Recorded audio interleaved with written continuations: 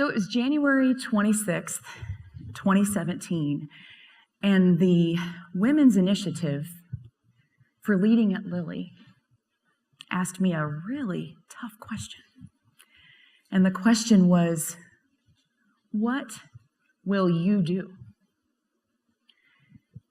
And for me, I tell you, the answer came fast. And I wrote it on this piece of paper. And it said, I will tell my story because my story is not about me. And a hero comes along. I was born on the island of Puerto Rico in a beautiful little barrio called El Condado to a Midwestern mama and a very Boricuan papa. For months, my parents languished over my name. We have a girl, should we give her 2 L's, should we give her 2 N's? On and on it went. And in the end, it was my mother who won this battle, Jelanna. But for months and years after that, my father chose to spell my name with 2 L's. In the true spirit of some Puerto Rican conquistador. When it was my mother's time to have me, those Latin nurses whisked her away to a delivery room and put her to sleep, as was the custom of that day. And when she awoke, I was here.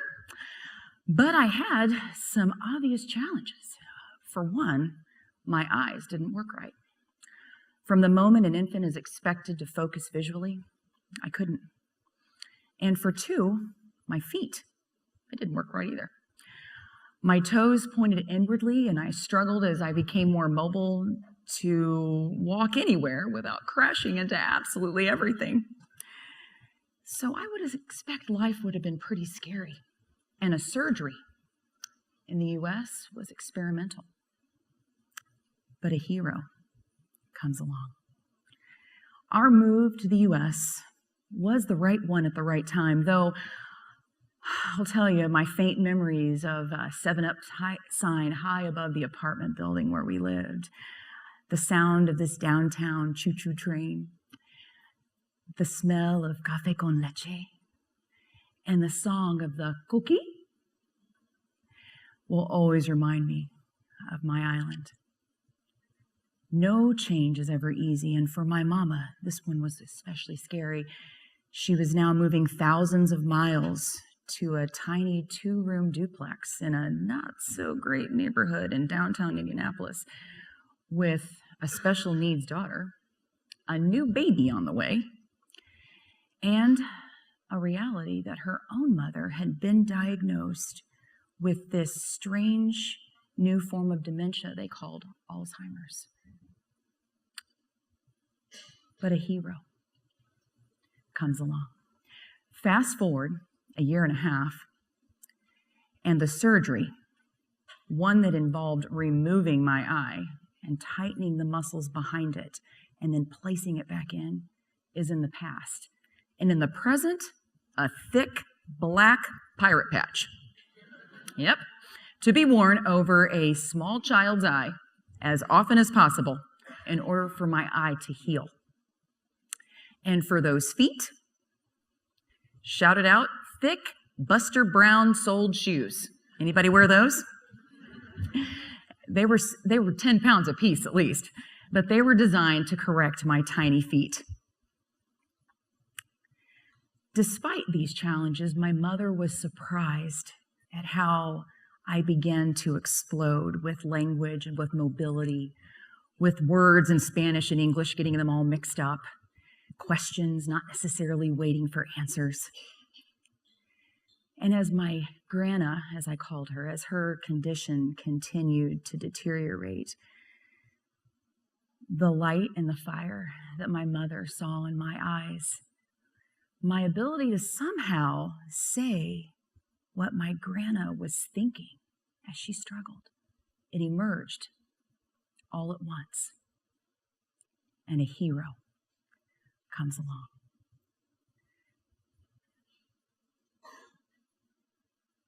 The abuse began early. What I can remember, I was about 8, a monster. One that lived close by, one that I loved and trusted, but yet brought fear and shame and doubt to my young heart. Is this a punishment? I would ask myself. Is this my fault? Is God mad at me? Oftentimes, to escape those fears, I would climb high into the trees above our little house.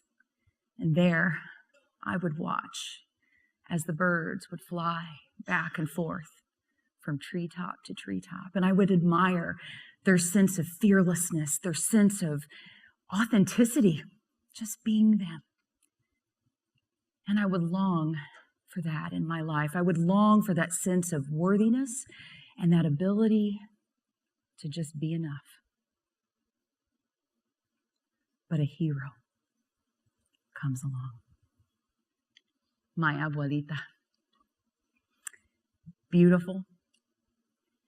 Ginger, though you couldn't tell it here, she had strawberry blonde hair, so different than many Puerto Rican women. Strong, fierce, the product of her father's love for a young maiden 35 years younger than he. A woman who exuded passion and ran her house of 4 small children while she cared for her husband, while she ran a sewing business, all while loving all of us with every fiber in her being. My early memories of my abuelita surround la cocina, the kitchen. There we would laugh and I would pretend to cook and she would actually do it. But we would sing, and there she would tell me these words. The people, she would say, the people, they change. The people, they make you the pain the one time. And this be their shame. They make you the pain the 2 times, and this be your shame.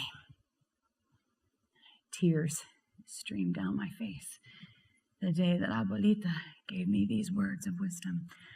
Because I knew that change would have to happen, but that change would have to start with me. So let's fast forward 20 years, and a window overlooking the beautiful, dreamlike city of Venice, Italy, opened in front of my eyes, and I stared across those terracotta rooftops. My eyes, well, they no longer needed glasses or that big, thick pirate patch. And on my feet, some little Italian stilettos, since I was in Venice, but no longer the Buster Brown sold shoe days.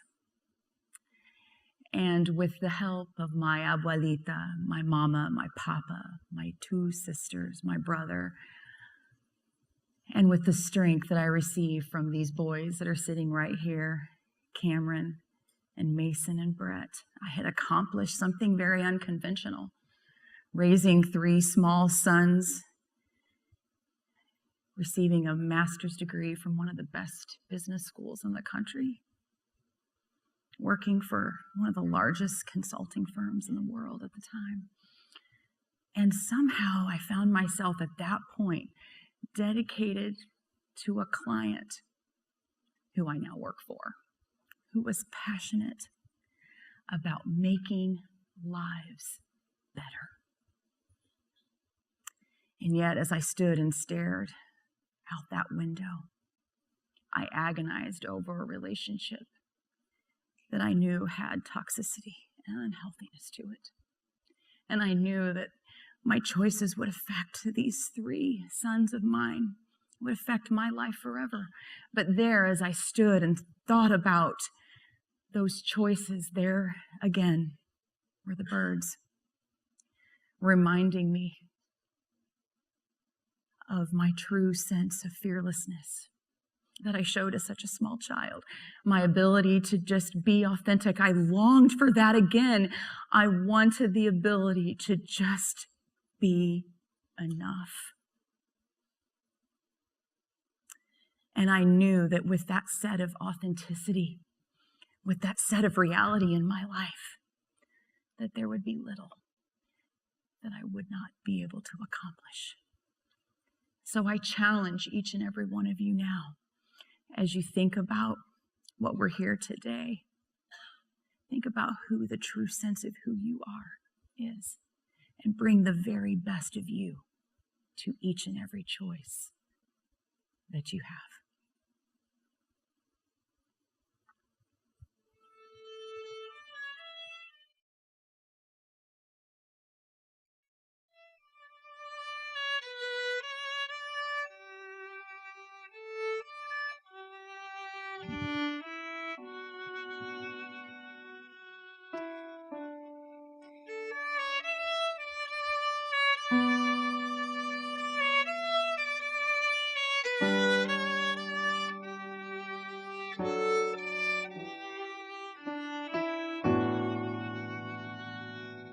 Y como libra corazón nos enciende el temor, que fracasos y maldad, que batallas que ganar, en cada paz y el amor nos convierte en luchador y descubres lo común. No hay un héroe como tú.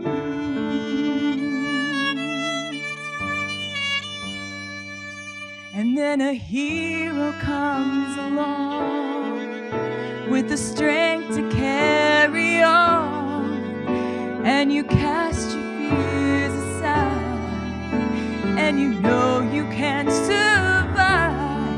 So when you feel like hope is gone, look inside you and be strong, and you'll finally see the truth that a hero